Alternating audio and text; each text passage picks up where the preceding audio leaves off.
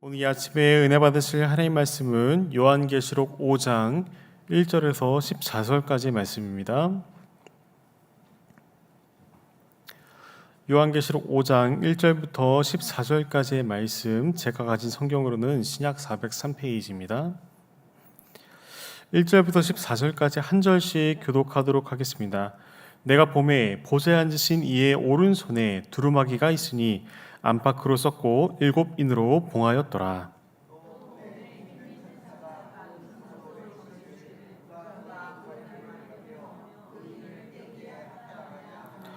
하늘 위에나 땅 위에나 땅 아래에 능히 그 두루마리를 펴거나 보거나 할 자가 없더라.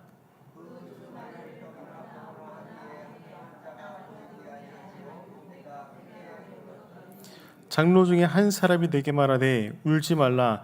유대 지파의 사자 다윗의 뿌리가 이겼으니 그 두루마리야 그 7인을 떼시리라 하더라.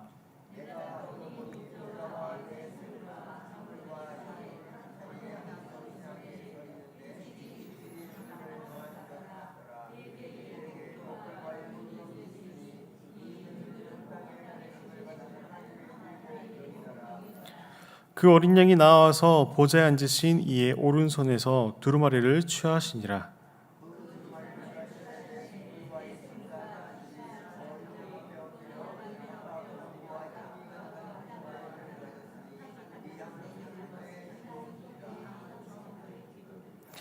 그들이 새 노래를 불러 이르되 두루마기를 가지시고 그 인봉을 떼시기에 합당하시도다.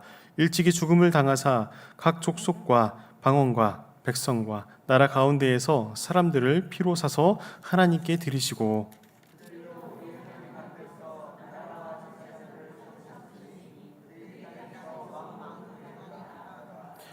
내가 또 보고 들음에 보좌와 생물들과 장로들을 둘러 선 많은 천사의 음성이 있으니 그 수가 만만이요 천천이라.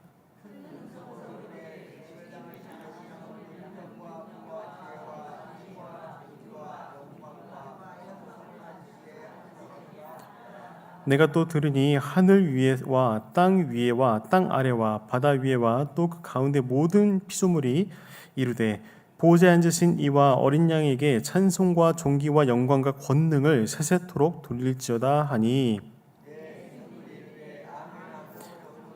드려 경배하더라. 아멘.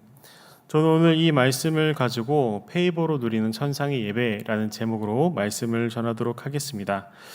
제가 이제 수요 설교할 때마다 여러분들께 많이 여쭤보는 것 같습니다. 지난번에는 비전이 무엇이냐라고 여쭤보는 것 같은데요. 오늘은 여러분들의 소원이 무엇이냐라고 여쭤보고 싶습니다. 여러분들 나이와 성별과 그 다음에 뭐 직장을 가지던 안 가지던 상관없이 누구에게나 다 소원은 있는 것 같습니다. 여러분들의 소원을 한번 생각해 보시고 저의 소원을 바로 말씀드리겠습니다. 저의 소원은 바로 하나님의 영광을 보는 것입니다. 성경의 많은 내용들을 묵상하고 성경 인물들을 탐구하다 보면은 많은 사람들이 하나님의 영광을 경험했습니다. 하나님의 뒷모습을 보았던 모세가 있고요. 그 다음에 성전에 가득한 하나님의 옷자락을 보았던 그런 이사야, 그 다음에 환상 중에 에스겔과 사도 요한이 하나님의 임재를 경험했고, 다윗과 그 다음에 오베데돔과 같은 사람들이 하나님의 임재 가운데에 하나님께서 그들을 초청하시고 그들을 사용하셨습니다. 자, 이러한 영광을 경험한 자들은 어떻게 하나님의 임재 가운데 나갈 수 있을까라는 질문이 있습니다. 이것에 대한 답을 바로 말씀드리면은 바로 하나님의 은총, 우리가 페이버라고 하는 그 은총이 있었기 때문에 그들은 하나님의 영광을 보았고 하나님의 임재를 경험했었습니다. 하나님이 은혜 내려주시지 않으신다면은 우리는 모두 다 하나님을 믿을 수도 없었고요. 하나님 만날 수도 없고, 그다음에 하나님의 그 임재 자리에서 하나님을 바라볼 수가 없습니다. 여러분들도 각자의 하나님 만나고 뜨거웠던 시기가 있었을 것입니다. 저도 이제 10대 한 고등학교 때부터 하나님을 본격적으로 믿고 영접하고 나서 20대까지 저의 그 하나님께 가장 구했던 내용 중에 하나는 사도 바울 혹은 위대한 복음 전도자와 같이 권능을 베푸면서 하나님께 높게 쓰임 받는 것이 저의 소원이기도 했었습니다. 하지만 30대에 들어가서 개인적으로 특별한 시간, 긴 연구의 시간을 보냈는데 끝나지 않을 것과 같은 깜깜한 어둠 속에서 몇 년 동안이나 답답한 생활을 했던 때가 있었습니다. 자, 이런 터널과 같은 시간에 개인적으로 몸부림을 치고 그 다음에 그 안에서 하나님께 기도하는 과정에서 하나님의 임재를 깊이 있게 체험하게 되고 나와 늘 함께 동행하시는 하나님을 바라보게 되었습니다. 그 이후로부터는 내가 하나님께 크게 쓰임받는 것, 이것이 중요하지 않게 되었습니다. 하나님과 동행하는 것, 하나님의 임재와 하나님의 영광을 바라보는 것이 가장 귀하고 값진 것이구나 라고 생각이 되었고, 날마다도 하나님께 나아가고 하나님의 임재를 경험하는 것이 저의 꿈이 되었습니다. 하나님께서는 세상을 창조하시고 죄 있는 자를 구원하시기 위해서 예수 그리스도를 이 땅에 보내주셨습니다. 그리고 그 예수님께서는 마지막 때에 심판으로 모든 만물을 회복시킬 것을 우리 모두 다 믿고 있습니다. 자, 이 땅에서 이러한 믿음을 가진 사람들은 사람들의 관심을 받는 것, 여유가 있는 상황에서 부족하지 않게 누리는 삶, 그 다음에 여러 가지 내가 원하는 것들 누리면서 자아를 실현하고, 그 다음에 여러 가지 여행을 다니거나 아니면 맛있는 것을 먹거나 이런 것은 사실 그렇게 중요하지 않게 될 것입니다. 여러 가지 이야기가 있을 텐데요. 저희 가정 이야기를 잠깐 하면은 요즘에는 이제 신대원을 다니면은 이렇게 저와 같이 전임 사역을 하는 친구들은 많이 없습니다. 저도 이제 신대원을 같이 공부했던 동기들을 손에 꼽아보면은 전임 사역을 하는 친구들은 거의 없고 이제 개인의 직장을 가지면서 이제 사역을 병행하는 그런 친구들이 많습니다. 자, 이런 가운데서도 왜 사람들은 요즘에 직장을 택하고 그 다음에 이제 사역을 병행하는 여러 가지 환경적 요인이 있을 수도 있습니다. 하지만 저는 그런 것보다도 더욱더 이렇게 직장 생활보다는 이렇게 전임 사역을 하는 것은 바로 하나님의 임재 영광을 사모하기 때문입니다.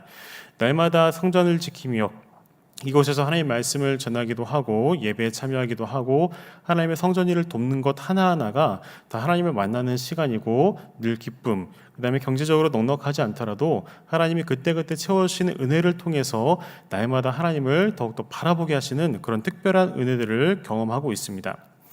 자, 어떤 분들은 제가 이렇게 전임으로 사역을 하고 멀리서 왔다 갔다 하는 것이 특별한 믿음이라고 생각할지도 모르겠습니다.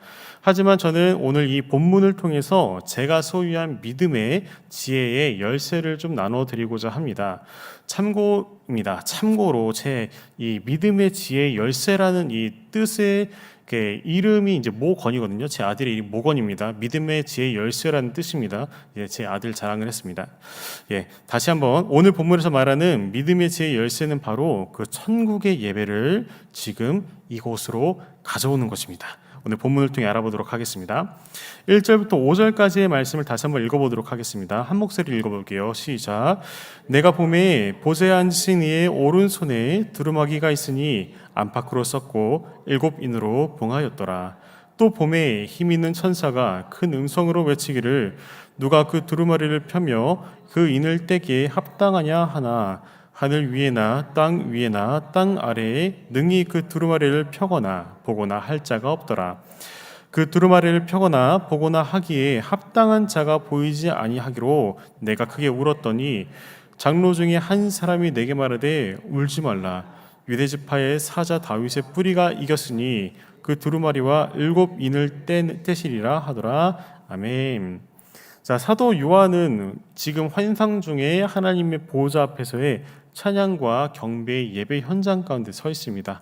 어제 이런 현장을 4장에서도 다루었는데요. 그 중에서 상징적인 부분을 많이 말씀 들으셨을 거라고 생각이 듭니다.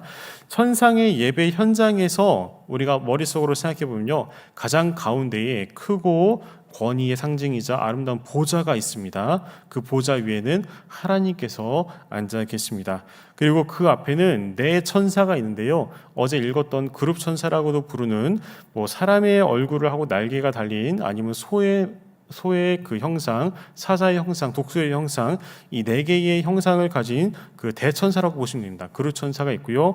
그 다음에 24 장로들이 쭉 이렇게 앉아 있고, 그 다음에 천천만만이 되는 수많은 셈을 할 수 없는 천사들이 그 뒤에 이렇게 서서 하나님을 찬양하고 있는 광경입니다. 그런 모습을 머릿속으로 이제 그려보시면 되겠고요. 그 중에서 가장 가운데에 이 보좌에 앉으신 하나님께서는 오른손에 이 두루마리를 하나 가지고 계시는데, 이 두루마리에 특이한 점은 인이 한 개가 아니라 7개를 가지고 있습니다. 이 7개의 인으로 봉인된 이 두루마리를 들고 계시는데, 이 두루마리는 어떠한 상징을 가지고 있냐? 하나님의 구속과 심판의 책을 담은 상징이기도 합니다. 자, 수많은 천사 중에서 큰 천사라고 하면은 아마 찬양 대장일 수도 있습니다. 그 천사가 갑자기 나오더니 이 두루마리를 펴실 자는 오직 하나님밖에 안 계십니다라고 소리치며 하나님께 경배드립니다. 자, 그런데 이 장면을 본 사도 요한이 갑자기 크게 울기 시작합니다. 우리나라 말 다른 말로 하면 대성통곡을 하고 있습니다. 왜 사도 요한은 이 장면을 보고 울기 시작했을까요? 이것은 요한계시록의 그 당시의 시대적인 문화적인 상황에 해석이 있어야지 이것을 해석할 수가 있습니다. 여러 가지 해석 중에서 저희가 지금 요한계시록 말씀을 매일마다 읽어보면서 같은 흐름으로 일관적으로 하고 있는 해석 중에 하나는, 그 당시에 도미티아누스라는 황제가 있었는데 그 황제가 로마 전역에 기독교인들을 박해하면서 그 기독교인들을 잡아서 옥에 가두기도 하고 검투장의 노래기로 쓰기도 하고 인간 횃불로서 로마를 밝히는 이렇게 잔인하고 극악무도한 기독교 탄압을 했었습니다. 그래서 서로 기독교 그 안에 로마에 있는 교회뿐만 아니라 뭐 에베소 마찬가지고요, 고린도 마찬가지고, 막 모든 전역에 있는 로마 제국 아래에 있는 교회에서 와해가 시작되기도 하고 서로 잡아 죽이는 밀고를 하기도 하는 그런 끔찍한 교회 분열의 현장이 있었습니다. 그리고 그 도미티아누스는 원래 로마 황제들은 그들의 전통상 죽어야지 신으로 추앙을 받는데, 자신은 이미 신으로서 이제 나를 하나님이라고 섬겨라라고 칙령을 내렸기 때문에 그 우상 숭배를 하지 않으면은 다 이렇게 기독교인으로서 죽임을 당하거나 고통을 당하는 그런 시대였기 때문입니다. 자, 그런데 이 세례 요한은 이러한 상황에서 큰 보좌와 권위에 앉으신 그 하나님이 오른손에 두루마기를 가지고 심판의 인을 가지고 계시는 걸 보고, 이분이 참 하나님이시다. 우리가 이 세상에서는 도미티안이 자신이 스스로 황제라고 이야기하지만 절대적인 창조와 심판의 권위를 가지신 분은 오직 하나님이시다라는 내용을 이 사도 바울은 감격에 이렇게 울고 있다라고 보시면 되겠습니다. 자, 그런데 이런 상황에서 장로 중에 한 사람이 사도 요한에게 울지 말라고 격려하고 있습니다. 그 유다 지파의 사자 다윗의 뿔이, 이런 내용이 나오는데요. 이 다윗의 뿌리가 이겼다라고 기록이 되어 있는데, 이 다윗의 뿌리는 예수 그리스도를 상징합니다. 여러분들도 그 역대기라든지 열왕기를 잘 보셨으면 아시겠지만 그 유다 지파가 쭉 계보로 이어가면서 위기가 많았습니다. 다윗의 자손들 중에서도 다윗의 아들들이 반역을 계속 해왔고, 그 다음에 솔로몬이 왕이 되었고, 그 다음에 악한 왕도 있었고 선한 왕도 있었고, 그 다음에 아합의 딸인 아달랴가 완전히 그 유다 왕국 그 다윗의 핏줄을 멸하라고 했으나 여호야다라는 그 제사장과 요아스가 이렇게 하나님의 은총을 통해 살아나는 그런 기적도 누렸습니다. 자, 이렇게 사단은 계속해서 유다 지파를 통해 오실 메시아를 반대하고, 그 다음에 여러 가지 계략과 그 다음에 술책을 썼지만, 하나님께서는 유다 지파를 통해서 예수 그리스도를 이 땅에 오게 하셨고, 성경의 예언대로 이 땅에 오신 예수 그리스도는 십자가 달려 죽으시고 부활하심으로 인해서 우리의 모든 죄를 담당하시는 하나님의 구속사의 열쇠를 완성하셨습니다.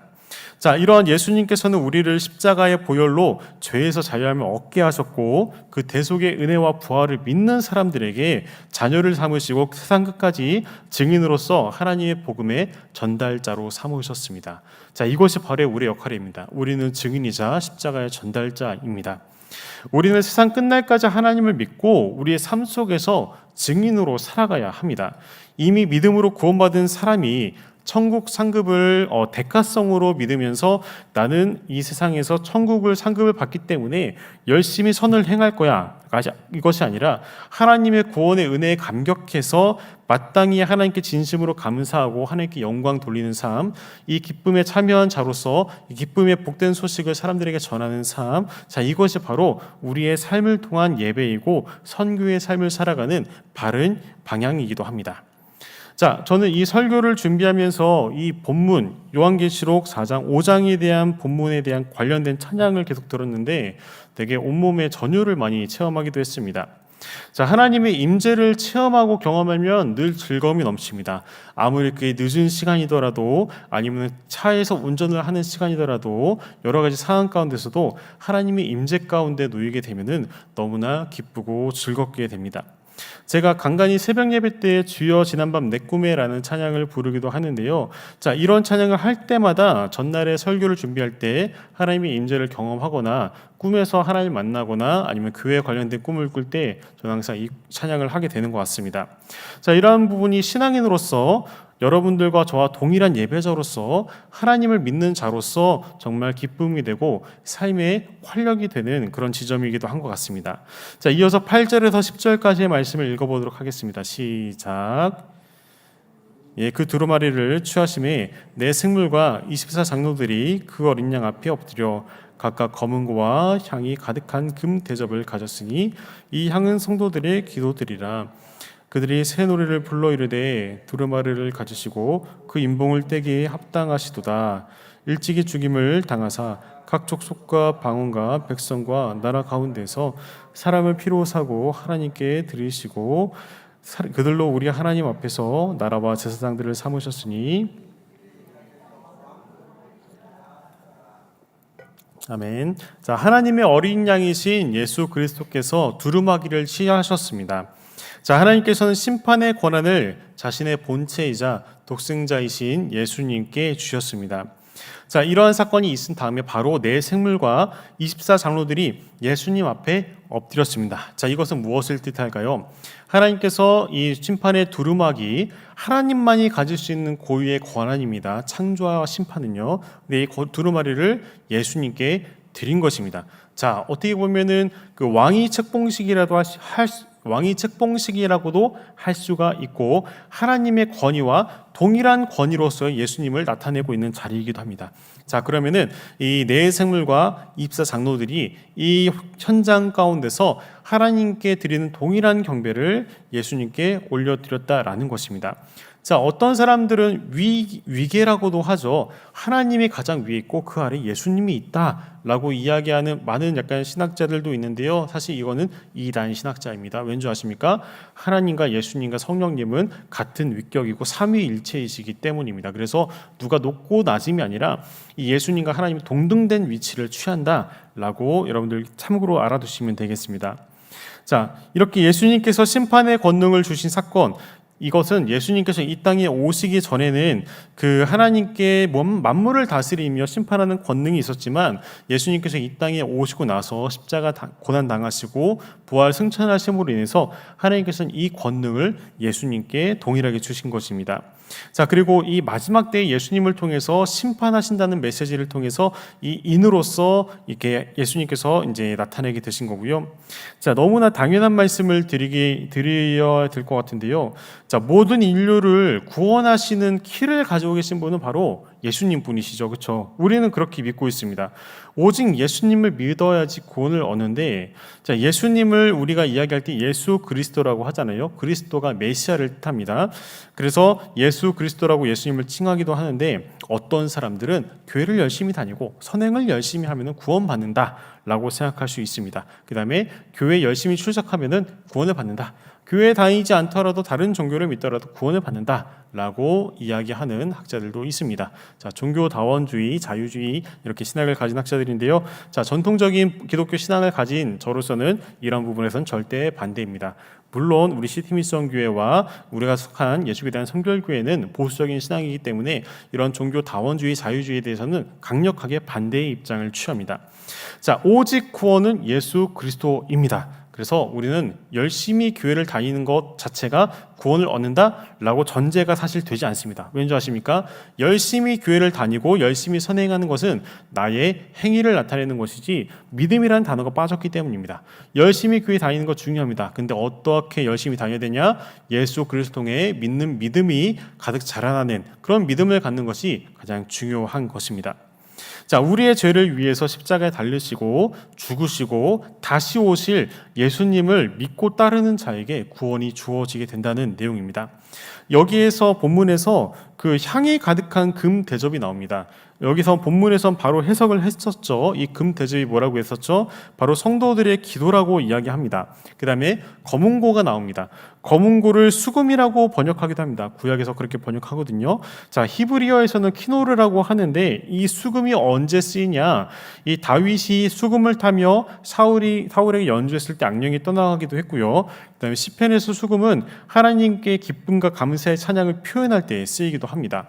자, 그러면은 우리는 이 내용과 같이 어떻게 예배해야 하느냐라는 단서를 좀 드리자면요, 우리는 이 본문과 같이 오늘날의 수금과 향으로서 예배드려야 합니다. 이것을 현대적인 용어로 바꾸면요, 하나님께 기쁨과 감사의 찬양을 올려드리고 우리의 삶에서 기도로서 하나님께 나아가는 그런 예배로 나아가야 한다는 것입니다.